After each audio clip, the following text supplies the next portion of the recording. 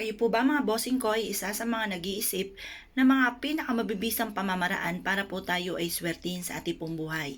Ito po ay ugaliin ninyo na gawin po ito kahit isang dahon lang po ng laurel na ilalagay nyo po dito po sa ating pong timbang tubig. Pwede nyo rin itong lagyan ng konting asin upang sa ganon kayo po ay hindi po malasin. Ang asin ay isa sa mga pinakamabisang pamamaraan para po tayo ay swertihin. Pangalis po yan ng mga kamalasan. At ang dahon ng laurel naman ay pangkalahatan po. Kung kayo ay kung ano ang gusto nyong kahilingan, kagaya ng kung kayo lagi may problema sa pera, bukod sa sipag at tiyaga ay mainam na subukan nyo po ito.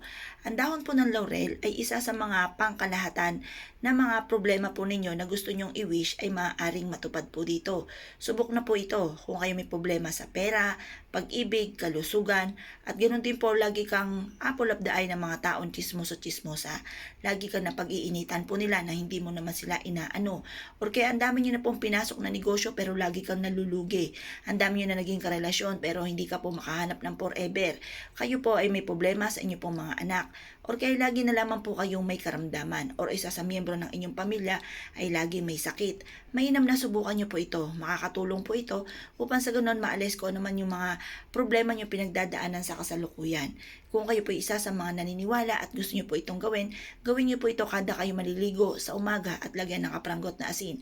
Pagkatapos nyo po maligo, umarap po kayo sa may silangan at manalangin ng taimtim at i-claim nyo na po ang swerte. Ugaliin nyo po ito at ito po ay isa sa mga pinaka-powerful na pamamaraan para po tayo swertihin sa ating pong buhay. Kaya kung kayo pinaniniwala, ay siya ay good luck po sa inyong lahat.